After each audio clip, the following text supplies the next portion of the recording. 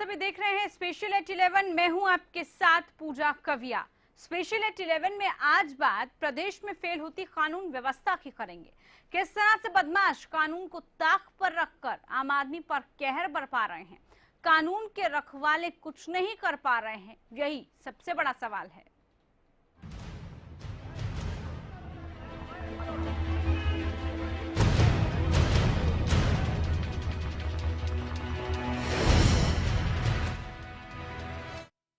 प्रदेश की जो इस वक्त स्थिति है वहां पर बदमाशों का आतंक बढ़ता जा रहा है। मेवात में जहां 2 लड़कियों के साथ गैंगरेप कर उनकी माता पिता की निर्मम हत्या कर दी जाती है, तो वहीं यमुनानगर में दहशतगर्दी का एक और वीडियो सामने आता है। वीडियो में बदमाश एक युवक को जानवरों की तरह पीटते हुए नजर आते हैं।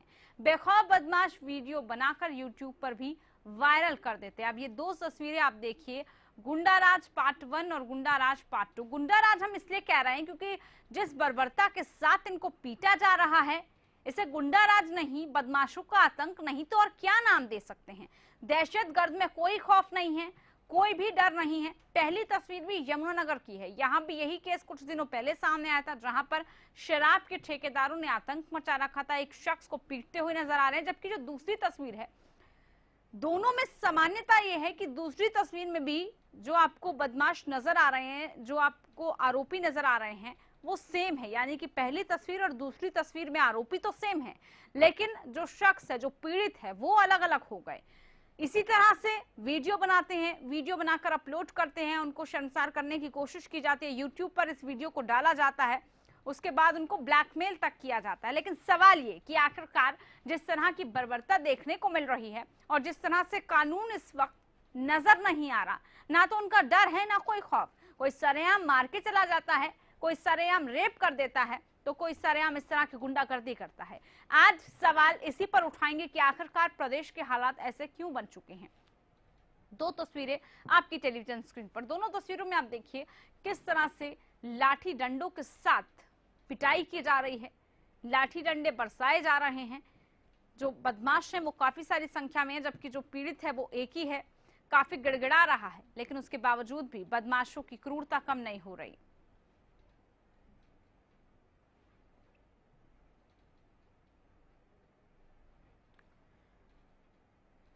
तो किस तरह से यमुनानगर में हालात हो चुके हैं, गुंडाराज किस तरह से हावी हो चुका है, कहां की घटना है, क्यों ये सब हुआ, आप उसको लेकर एक रिपोर्ट देखिए, उसके बाद इसी पर एक खास चर्चा करेंगे। यमुनानगर में गुंडों का राज, गुंडागर्दी का दूसरा वीडियो वायरल, खुलेआम शराब के ठेकेदारों का आतंक, पुलिस की नाक के नीचे गुंडागर्दी।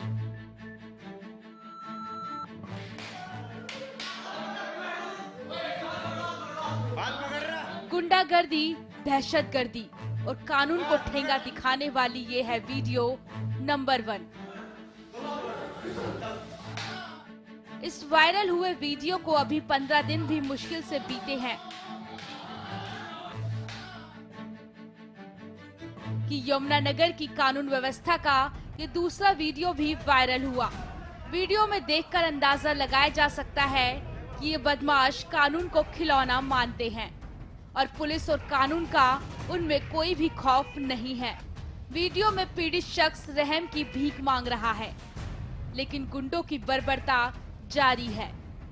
और आपको ये जानकर हैरानी होगी कि वीडियो किसी और ने नहीं बल्कि गुंडों ने खुद ही बनाकर वायरल किया है, ताकि वो अपना खौफ बरकरार रख सके। और बोलेरो में डाल के ले गए जी मुझे। हाँ जी सर, बोलेरो का नंबर था 9940। आगे उसके SR ग्रुप लिखा हुआ है, प्लेट लगी हुई है शीशे के आगे जी। सुमित राणा उसका नाम है जी, जो मेन हेड है इनका, सुमित राणा उसका नाम है जी। सर वहाँ पे मुझे ले जाके इन्होंने पहले तो मारना शुरू कर दिया, बड़ी बुरी तरह मारा सर। पहले मारते थे, 5 मिनट का रेस्ट देके पानी पिला के फिर मारा इन्होंने, फिर सर मुझे रेस्ट देके फिर मारा इन्होंने। मेरे 4-5 राउंड लिए जी। पीड़ित के मुताबिक वो अपने किराएदारों से किराया वसूल करने गया था। इसी दौरान शराब के ठेकेदारों ने उसे किराएदारों के साथ शराब पीते हुए देख लिया, जिसके बाद उसे सफेद रंग की बोलेरो में उठाया और फिर कोठी में ले जाकर पूरी तरह से पीटा। इतना ही नहीं, चरणजीत के कपड़े उतरवाकर उसके साथ बदसलूकी तक की गई और बदमाश खुद चरणजीत को थाने ले गए और जबरन शराब बेचने का झूठा केस भी दर्ज कराया। कहने को ये फिल्मी कहानी सी लगती है, लेकिन करीब 15 दिन पहले यमुनानगर के विनोद के साथ भी कुछ ऐसा ही हुआ था। ऐसे में सवाल यही उठता है,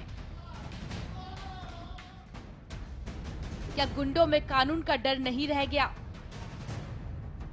आखिरकार किसकी शह पर शराब के ठेकेदार गुंडागर्दी कर रहे हैं? क्या पुलिस व्यवस्था नाम की ही रह गई है? क्या पुलिस की सुस्त कार्रवाई बदमाशों के हौसले बुलंद कर रही है? एक आम आदमी अपने खून पसीने की कमाई से सरकार को टैक्स देता है और टैक्स का काफी बड़ा हिस्सा सुरक्षा व्यवस्था पर खर्च होता है। ऐसे में अंदाजा लगाया जा सकता है कि आम आदमी तो अपना फर्ज पूरा करता है, लेकिन सरकार अपने फर्ज को अगर ठीक तरह से निभाती तो गुंडे सरेआम आतंक न फैला रहे होते। यमुनानगर से सुमित ओबरॉय की रिपोर्ट, हरियाणा न्यूज। तो तस्वीरें हमने आपको दिखाई, 15 दिन पहले यही सब हुआ और उसके बाद उसका रिपीट टेलीकास्ट हम कह सकते हैं वही सब हुआ। लेकिन सवाल यह है कि आखिरकार पुलिस प्रशासन कहां पर है? इतनी हिम्मत कैसे हो जाती है इन गुंडों में कि सरेआम ये किसी को पीटते हैं? अगर 15 दिन पहले ही जब पहली वीडियो आई थी तब इन पर कार्रवाई की जाती, इनकी गिरफ्तारी होती, इन पर कड़ी कार्रवाई होती, तो शायद ये इस तरह से खुलेआम ना घूम रहे होते, फिर से ये अंजाम ना देते एक और वारदात को। लेकिन नहीं, इनमें कोई खौफ नहीं है, बेखौफ ये घूम रहे हैं। संवाददाता हमारे साथ सुमित ओबराय जुड़ चुके हैं, अपडेट उनसे हम ले लेते हैं, यमुनानगर से जुड़े हैं। सुमित, जिस तरह से पूरी वीडियो वायरल हो चुकी है, सवाल पुलिस प्रशासन पर भी खड़े हो रहे हैं, क्या अब तक किसी की गिरफ्तारी हो पाई है? चेहरे सबके नजर आ रहे हैं वीडियो में। बिल्कुल, अगर यहाँ बात की जाए, पहला मामला भी जो सामने आया था उसमें भी यही लोग थे और हरियाणा न्यूज ने उस मामले को भी, उस पीड़ित की आवाज को बड़ी प्रमुखता से उठाया था और उसके बाद जो है पुलिस हरकत में आई थी। 2 लोगों को गिरफ्तार किया था और जिस बोलेरो गाड़ी में किडनैप करने की बात हो रही है उस गाड़ी को कब्जे में लिया था और उसके बाद से लेकर अब तक जो है कोई भी कार्रवाई नहीं हुई और ये खुले आम जो है ये गुंडे घूम रहे हैं। और जिस तरीके से एक और दहशत का ये वीडियो सामने आया है, तो कहीं ना कहीं समाज के अंदर दहशत फैलाना चाह रहे हैं लोग और कानून का लगता है इनमें कोई खौफ नहीं है, क्योंकि अगर किसी पर शराब शक करने के मामले को लेकर ये युवकों को उठाते हैं और उनके साथ बर्बरता से मार पिटाई करते हैं, जानवरों की तरह उनको पीटा जाता है और उनका वीडियो वायरल किया जाता है, क्या कोई कानून व्यवस्था शायद लगता है इनके लिए नहीं मायने रखती, तभी तो ये हर बार एक नया सनसनीखेज ऐसा वीडियो सामने आता है। क्या शक होता है इनको? क्या शराब के ठेकेदारों को ये लगता है कि ये अवैध शराब बेच रहे हैं? शक क्या होता है? किस बिहाफ पर ये इस तरह से उठाते हैं लोगों को और मारपीट करते हैं?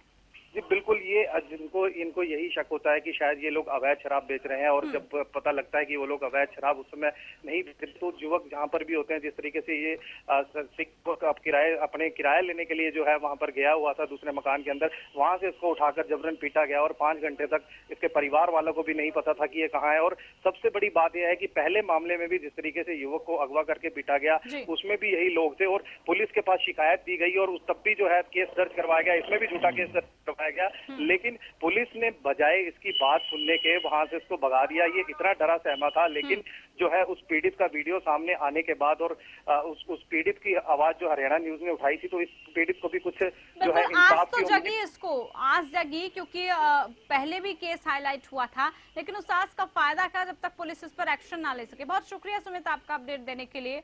सवाल वाकई में कई खड़े हो रहे हैं कि आखिरकार पुलिस प्रशासन कहां है। इसी को लेकर खास चर्चा हम करेंगे। पॉलिटिकल एक्सपर्ट सुरेंद्र स्वामी जी हमारे साथ जुड़ चुके हैं। सुरेंद्र जी नमस्कार, स्वागत है आपका इस कार्यक्रम में।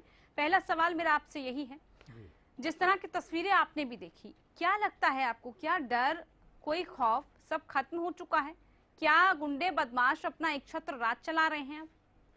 नहीं, ये मेरे ख्याल से पिछले 15-20 दिनों में तीसरी घटना है। ठीक, पहले एक लड़के को लेके हुई थी, फिर एक महिला को अगवा करने की कोशिश यमुनानगर से ही खबर आई थी और आज ये तीसरी खबर आई है। तो इससे तो बिल्कुल स्पष्ट है, 2 बातें हैं।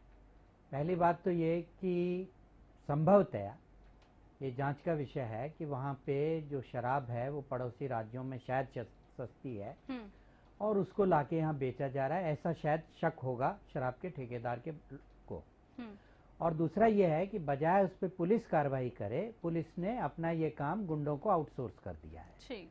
अब ये काम पुलिस के बजाय गुंडे कर रहे हैं कि जो शराब बेच रहा है या नहीं बेच रहा है, आप उसको पकड़ लाइए, पीटिए और पुलिस में लाके रिपोर्ट लिखा दीजिए। मैं समझता हूं कि पुलिस के लिए इससे शर्मनाक कोई बात नहीं हो सकती कि जो प्रशासन को अपना काम करना चाहिए उसमें कोई मुस्तैदी नहीं है, और एक ही इलाके से, एक ही शहर से लगातार इस तरह की खबरें आ रही हैं, तो क्या तो डीजी पुलिस कर रहे हैं, बिल्कुल, और जो हमारे मुख्यमंत्री हैं उनके पास गृह मंत्रालय भी है, वो क्यों नहीं संज्ञान ले रहे हैं? क्या उनको कोई लोग बता नहीं रहे हैं? तो अजीब स्थिति बन गई है हरियाणा में इस समय पुलिस प्रशासन को लेकर के कि आप खबर उठाइए तो कुछ थोड़ा सा एक्शन हो जाएगा, उसके बाद कुछ नहीं है। क्या ये सब मिले हुए हैं? जनता को समझ में नहीं आ रहा। सुरेंद्र, यही मेरा अगला सवाल है, किसकी शह पर इस तरह की गुंडागर्दी हो जाती है? शराब के ठेकेदार गुंडागर्दी कर रहे हैं, लेकिन शह किसकी है इसमें? नहीं, ये तो देखिए निश्चित है कि जहाँ पर भी जो शराब का कारोबार जो लोग करते हैं, तो वो लोग कोई शरीफ लोग तो होते नहीं है जो शराब के ठेके लेके शराब बेचते हैं। निश्चित रूप से ये एक शराब माफिया है। ठीक, सुरेंद्र जी, बीच में आपको रोकना चाहूंगी। मनीष चौधरी जी एसपी हमारे साथ जुड़े हैं। मनीष चौधरी जी नमस्कार, सुन पा रहे हैं? हाँ, नमस्कार मैडम, सुन पा रहे हैं। मनीष चौधरी जी, जो यमुनानगर से मामला सामने आया है, एक शख्स की पिटाई हो रही है, उसका वीडियो वायरल हुआ है। 15 दिन पहले भी इस तरह से शराब के ठेकेदारों ने जमकर मारपीट की थी। कार्रवाई कहां तक पहुंची है? कितने आरोपियों को पकड़ा गया है? देखिए मैडम, ये जब मैंने वीडियो देखा तो मुझे बहुत ज्यादा गुस्सा आया और बुरा लगा कि ये कैसे दूसरी बार दोबारा इस तरह की वारदात कर रहे हैं। लेकिन जब हमने जांच करी तो कंप्लेनेंट से पता चला कि ये जो हमने मुकदमा अभी पीछे दर्ज किया था, उस पहले का वीडियो है, करीब के आसपास का ये वीडियो है। जब हमने पहले केस में मुकदमा दर्ज करके 3 आरोपियों को गिरफ्तार किया, वो अभी भी जेल में है। उसके बाद ये दोबारा उन्होंने नहीं करी है, ये पहले की इनकी गुंडागर्दी है, इसका भी हम मुकदमा दर्ज कर रहे हैं। और जो बाकी बचे आरोपी हैं उनके लिए परसों भी रेड की गई थी और आज सुबह भी रेड की गई थी। मनीष चौधरी, कौन है ये लोग जो इस तरह की गुंडागर्दी करते हैं? आप कहते हैं कि उनको जेल में भी बंद किया गया, कार्रवाई भी की जा रही है, फिर भी उनमें कोई बेखौफ डर तो नजर नहीं आ रहा। खौफ ज्यादा है ही नहीं, वो तो बेखौफ घूम रहे हैं। आप तो समझिए, जो आप बात बोल रहे हैं मुझे भी यही लगा और मुझे बड़ा गुस्सा आया कि ये कैसे हो सकता है कि ये दोबारा गुंडागर्दी कर रहे हैं हमारी गिरफ्तारी के बाद। तो ये पता चला नहीं, ये वीडियो कल का नहीं है, जून का है, 2-3 महीने पहले का है। ठीक, जून का वीडियो है। ठीक, ये सरदार साहब की पिटाई हो रही है, ये जून के महीने का वारदात है। हमने जो मुकदमा दर्ज किया था 15 दिन पहले और लोग गिरफ्तार किए थे, उसके बाद नहीं किया। जो आप बात कह रहे हैं मुझे भी वही लगा और मुझे गुस्सा आया। तो गुंडा राज हो गया कि आप पुलिस गिरफ्तार करे, बेचते आए, ये फिर पीटे। ऐसा नहीं हुआ है, ये जून की वारदात है। हमारी गिरफ्तारी के बाद किसी ने हिम्मत नहीं करी है इस तरह करने की। मनीष चौधरी, पुराना वारदात है। ठीक है, आपने सही कहा कि चलिए इतना हम मानते हैं कि आपने तुरंत सख्त कार्रवाई की और फिर से वो जो वारदातें थी वो नहीं हुई। लेकिन अगर ये जून की भी वारदात है, एक शख्स इतना डरा सहमा रहता है, वो इस वीडियो को नहीं दिखाता, अपनी बेइज्जती होने से उसको डर लगता है, समाज में उसकी बेइज्जती होगी इससे वो घबराता है, इसलिए वो शायद नहीं बताता। लेकिन ऐसा हो क्यों रहा है? अगर शराब के ठेकेदार इस तरह की गुंडागर्दी कर रहे हैं तो शह किसकी मिली हुई है इन लोगों को? देखिए, अगर शह जिसकी भी है वो जरूर जेल जाएगा, कोई कानून से ऊपर नहीं है। और ये बात बिल्कुल सही है, हर समाज में अच्छे लोग भी होते हैं और बुरे लोग भी होते हैं, और परमात्मा यही चाहता है कि अच्छे लोगों की विजय हो और होगी। जो बुरे लोग थे वो गिरफ्तार कर लिए, इसमें भी मुकदमा दर्ज हो रहा है और जरूर गिरफ्तार किए जाएंगे, किसी को बख्शा नहीं जाएगा। मनीष जी, पूरी जानकारी हम आपसे जरूर चाहेंगे इन दोनों केसेस में। क्या कुछ सिमिलैरिटीज हैं? जो आरोपी हैं दोनों, क्या जो पहली वीडियो में है दूसरी वीडियो में, दोनों सिमिलर हैं? और क्यों ये पीटते हैं इस तरह से? मुख्य वजह क्या है इसके? सिर्फ शक के बिहाफ पर कि अवैध शराब का काम कर रहे हैं इसीलिए मारपीट होती है? नहीं बोल पाऊंगा कि दूसरे केस में अभी मेरे डीएसपी कंप्लेनेंट के साथ बैठे हैं, उनकी डिटेल कंप्लेनेंट ले रहे हैं, पूछताछ कर रहे हैं। मुकदमा दर्ज होगा, तफ्तीश होगी, गिरफ्तार होंगे, तभी मैं कमेंट कर पाऊंगा। चलिए मनीष जी, आप हमारे साथ बने रहिएगा। मनीष चौधरी जी, आप रहिए फोन लाइन पर हमारे साथ। पीड़ित हमारे साथ जुड़े हैं, जिनके साथ ये बर्बरता पूर्वक पूरा काम हुआ है, वो हमारे साथ जुड़े हैं। सुन पा रहे हैं आप मुझे? एसपी साहब न्यूज वाले एसपी साहब लाइन पे लाए। अच्छा, सुन पा रहे हैं आप मुझे? जी, एसपी से आपकी बात करवाऊंगी। क्या आप मुझे सुन पा रहे हैं?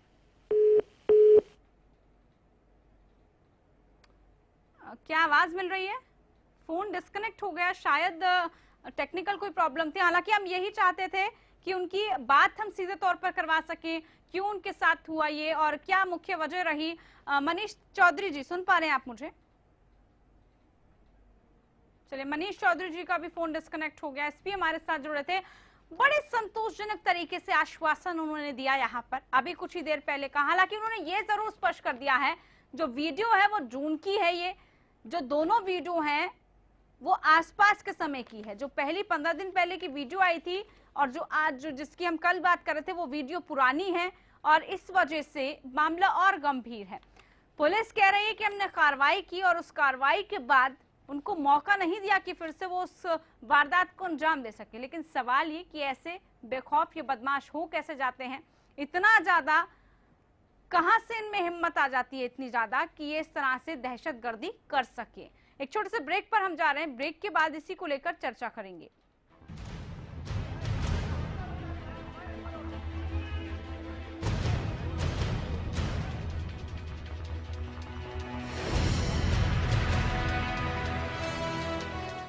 हमारे संस्थान द्वारा अनेकों सामाजिक भलाई के कार्यक्रम चलाए जा रहे हैं। यदि कोई व्यक्ति नौकरी पाना चाहता है और हमारे संस्थान से जुड़कर कार्य करना चाहता है तो वो नीचे दिए गए पते पर संपर्क कर सकता है।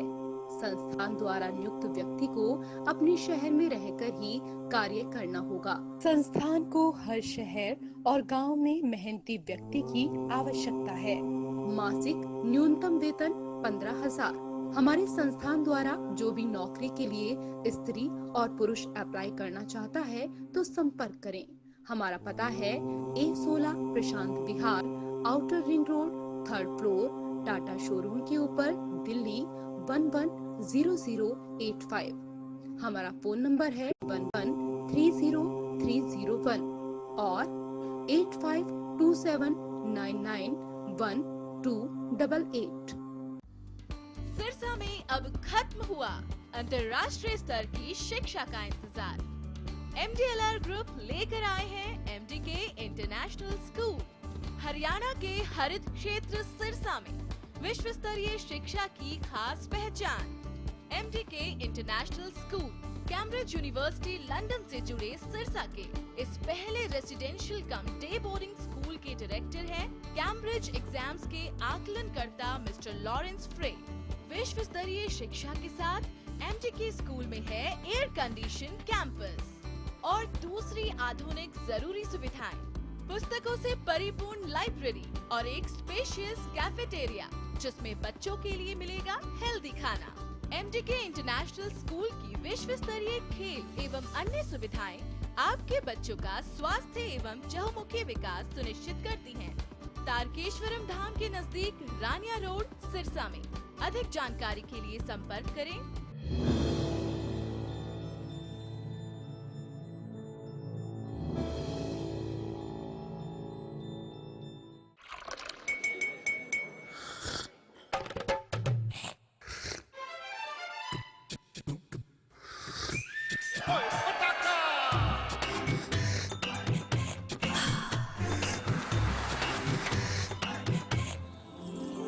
उर्मिला, हेलो हेलो जी, हो जाए। Thank you.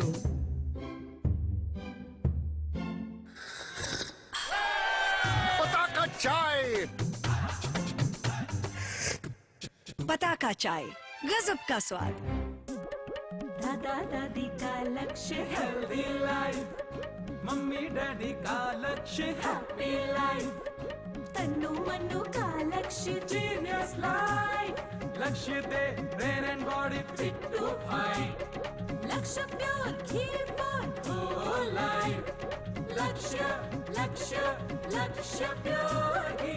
श्रेष्ठता और शुद्धता आपका हक, हमारा लक्ष्य, लक्ष्य प्योर घी।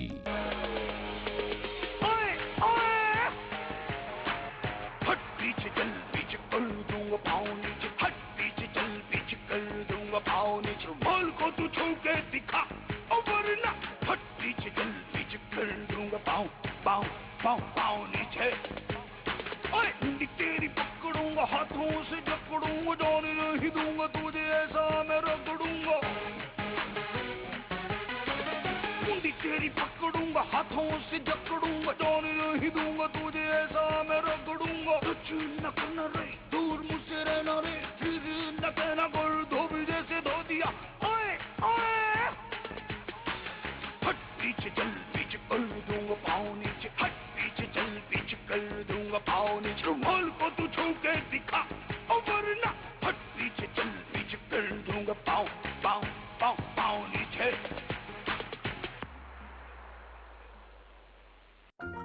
कुछ लोग अपनी गलतियों से सीखते हैं, लेकिन समझदार लोग दूसरों की गलतियों से ही सीख लेते हैं।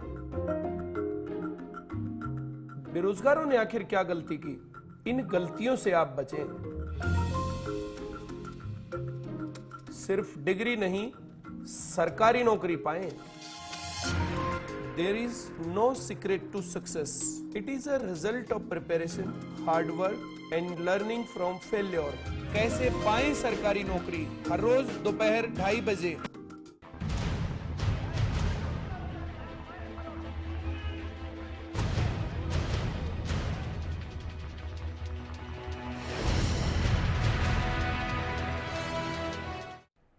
ब्रेक के बाद स्वागत है आप सभी का। आखिरकार क्यों यमुनानगर में हालात बद से बदतर हो रहे हैं? लॉ एंड ऑर्डर चरमरा चुका है। सवाल कई उठ रहे हैं कि आखिरकार कब तक कानून व्यवस्था इसी तरह की नजर आती रहेगी। तस्वीरें हमने आपको दिखाई, 2 तस्वीरें हमने आपको दिखाई, दोनों ही तस्वीरों में जो आरोपी थे वो सेम थे, लेकिन उसके बावजूद भी कार्रवाई के नाम पर कुछ खास नहीं हुआ। खुद एसपी हमारे साथ जुड़े थे, उन्होंने कहा कि अब ये मामला उनके संज्ञान में आया है, इस पर भी वो जल्द से जल्द कार्रवाई करेंगे। लेकिन सवाल कई उठ रहे हैं कि जो शराब के ठेकेदार इस तरह की गुंडागर्दी कर रहे हैं वो किसकी शय पर कर रहे हैं? खुलेआम गुंडे घुसते हैं घरों में, मारपीट करते हैं, आपको गाड़ी में बिठाकर ले जाया जाता है, आपके साथ मारपीट होती है, दुर्व्यवहार होता है, उसके बावजूद भी कार्रवाई के नाम पर कुछ नहीं होता। सुरेंद्र जी क्या कहेंगे आप? आपने एसपी को भी सुना, अब पीड़ित का जो दर्द है वो भी हम समझ सकते हैं। आखिरकार ये गुंडागर्दी खत्म कैसे और कब हो पाएगी? नहीं, ये तो जब ही खत्म होगी, जैसे अभी एसपी साहब ने पोजीशन क्लियर की कि भाई ये पुराना वीडियो है, लेकिन यहाँ पे बात ये है कि पुराना भी अगर वीडियो है और ये कोई आपसी झगड़ा नहीं है, कोई रंजिश नहीं है, ये शराब के ठेकेदार के गुंडे हैं, वो जो भी किसी कारण से किसी को उठाते हैं, चाहे वो शक में उठा रहे हैं या सच में हो रहा है, और फिर उसको पीटते हैं, तो उनको ये भी देखना चाहिए कि वहाँ पे जो थाना प्रभारी है, वहाँ पे जो उनके पुलिस वाले हैं, क्या उनको शय, क्योंकि उनके शय के बिना आप पुलिस का काम गुंडे कर रहे हैं और उसको पकड़ के ले जाके थाने में कंप्लेंट भी कर रहे हैं, जो कि ये तो पुलिस का काम था ना। बिल्कुल। तो अगर वो जांच कर रहे हैं तो उनको इस विषय पर भी जांच करनी चाहिए कि क्या उनको लोकल पुलिस का प्रोटेक्शन है। बिल्कुल। और मेरी राय में जरूर होगा और पॉलिटिकल भी होगा, क्योंकि शराब माफिया बिना पुलिस और पॉलिटिकल नेक्सस के नहीं चल नहीं सकते। बिल्कुल। बीजेपी से प्रतिक्रिया ले लेते हैं। रेणु भाटिया जी हमारे साथ जुड़ी है। रेणु जी, आखिरकार यमुनानगर में एक के बाद एक जो घटनाएं हो रही हैं, जो वारदातें हो रही हैं, कौन जिम्मेदार है इसके लिए? पुलिस प्रशासन क्या कर रहा है? लॉ एंड ऑर्डर इतना कमजोर क्यों हो चुका है प्रदेश में इस वक्त? देखिए, डेफिनेटली इस तरह की वारदातें तो शर्मनाक हैं कि बार बार इस तरह की बातें हो रही हैं, और मुझे लगता है कि पुलिस इसमें बिल्कुल लापरवाही ना बरते और सख्ती से पेश आए।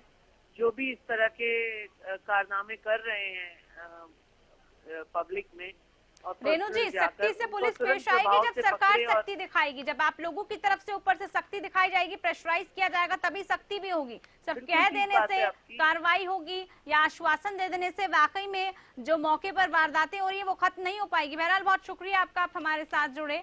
सुरेंद्र जी आप हमारे साथ जुड़े, आपका भी बहुत शुक्रिया। हालात बेकाबू यमुनानगर में देखने को मिले, लेकिन सवाल ये कि कार्रवाई कब होगी और किस तरह से हो पाएगी। फिलहाल इस खास पेशकश में इतना ही, दीजिए इजाजत, नमस्कार।